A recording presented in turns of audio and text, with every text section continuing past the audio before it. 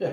Donc ça c'est la deuxième partie du cours donc, sur les torseurs des actions mécaniques. Donc on va continuer de caractériser les torseurs transmissibles par les liaisons parfaites. Hein, je dis bien.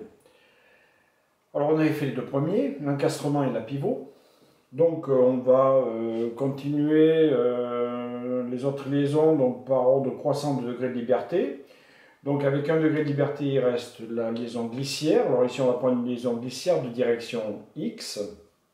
Alors je rappelle hein, qu'à partir donc, de la puissance des intérêts forts nuls dans le cas des liaisons parfaites, d'accord, on peut établir les torseurs d'action mécanique à partir des torseurs cinématiques, hein, en complémentant.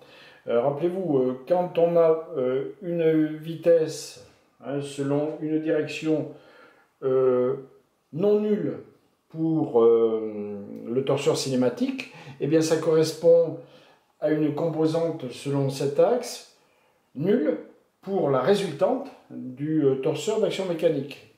Et même chose avec les rotations et les moments. D'accord?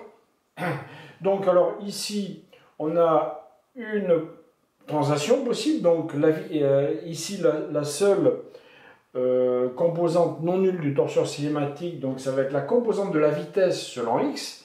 Ça signifie donc, hein, si on complémente, que la composante de la résultante selon x sera nulle. Et nulle. Voilà. Et puis toutes les autres sont non nulles. Donc après, il suffit de compléter rapidement. Donc Y12, Z12, rappelez-vous. Hein. Ensuite, LMN.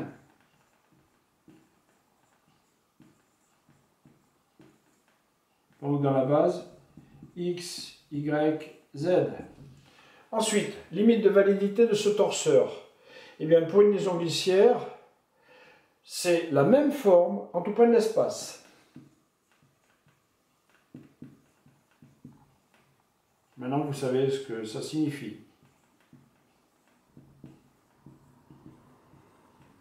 Même forme.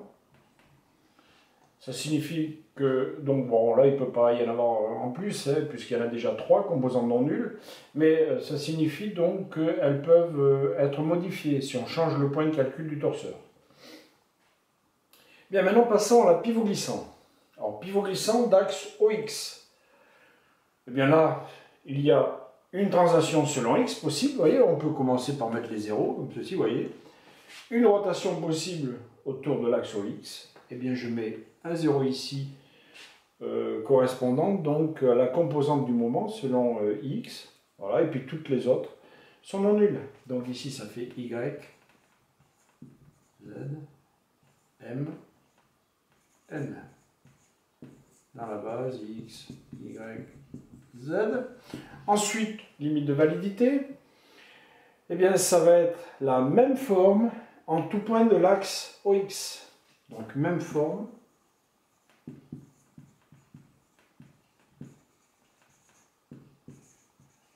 En tout point de l'axe OX.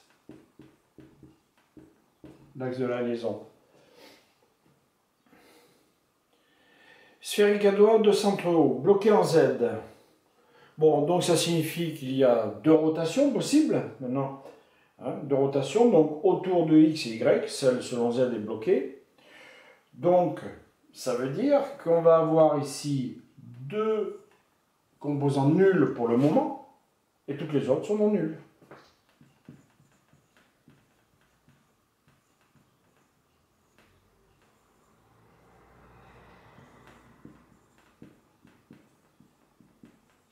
Et pour ce torseur, il est uniquement valable au point haut. Dès qu'on change de point, on va rajouter des composantes pour le moment. Donc uniquement au point haut.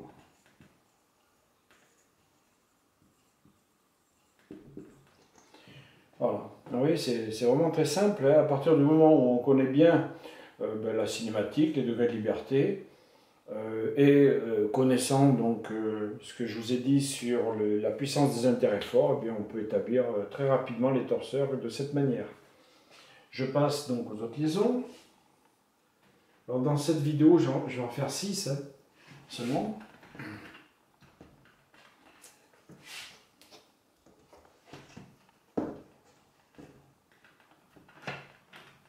Voilà, maintenant, l'appui-plan de normal X.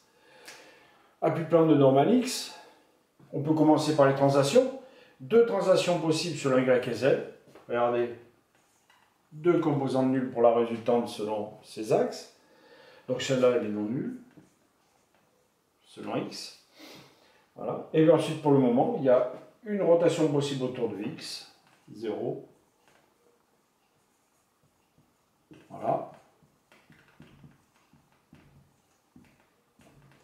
Et puis, donc, limite de validité, c'est la même forme en tout point de l'espace pour l'appui-plan.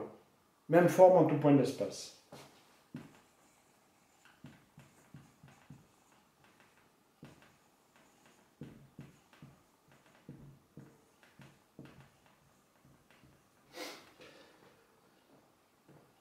Sphérique de centraux, 3 rotations possibles, donc 3 zéros au niveau du moment.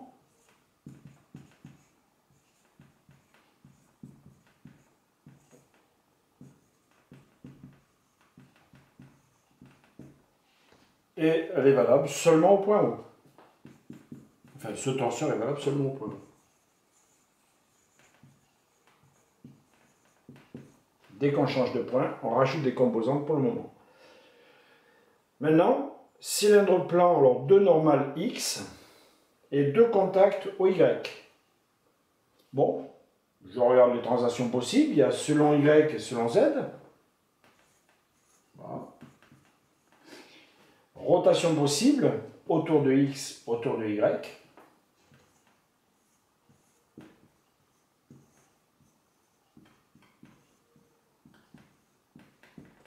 Voilà ce que ça donne. Et pour ce torseur, c'est même forme en tout point du plan OXY. Même forme en tout point du plan OXY. Démontrons-le. Allez, pour finir, hein, puis après on passera à une autre vidéo pour les autres liaisons. Allez, on va démontrer celui-là. Hein. Même forme, donc en tout point du plan OXY. Rappelez-vous, ou bien, donc, hein, c'est uniquement évidemment pour le moment hein, que le problème se pose. Donc nous allons, je regarde si c'est bien en face, ouais c'est bon. Nous allons prendre un point quelconque de l'espace, un point P, voilà, hein, qui a pour coordonnées XP, YP, ZP, d'accord. Et on va calculer donc le moment en ce point. Donc moment en P de 1 sur 2, c'est égal, alors on utilise la relation de changement de point du moment, c'est le moment en... Oh là, je me suis trompé ici. Oh là là, N. N1 sur 2. Heureusement, vous voyez que j'ai refait. Alors, ça va être donc N d'1 sur 2 porté par Z, plus la résultante, donc ici c'est x12, x, vectoriel, OP. OP, le vecteur OP. Donc OP, ça sera XP, X, plus YP, Y, plus ZP, Z. D'accord? Donc, égal. Donc XY, alors je vais mettre x12, comme ceci en facteur. Donc ça va faire YP, Z, moins ZP, Y. Voilà. Donc pour qu'on ait la même forme, vous voyez, pour qu'on ait la même forme, il ne faut pas rajouter de composantes hein, selon x et y. Donc si on prend un point n'importe où, on rajoute une composante, vous voyez, ici sur un y. Mais donc si cette composante est nulle, ZP, vous voyez, si c'est nul, eh bien on va avoir la même forme. D'accord? On va rajouter, cette composante va être modifiée, mais on ne va pas rajouter de composante. D'accord? Bon, donc il faut que ZP soit nul, et donc, lorsque ZP est nul, eh bien, ça signifie que le point P, vous voyez, il va se situer dans le plan OXY. D'accord? Donc c'est même forme en tout point du plan OXY. Et je vous rappelle que savoir établir le torseur, c'est une bonne chose, très bien. Mais il faut également savoir ceci, hein, les limites de validité, hein, pour lorsqu'on les écrit pour la première fois, choisir judicieusement le point, hein, d'accord? Pour ne pas compliquer les calculs. Bien, ben, dans la prochaine vidéo, je vais poursuivre avec les autres liaisons.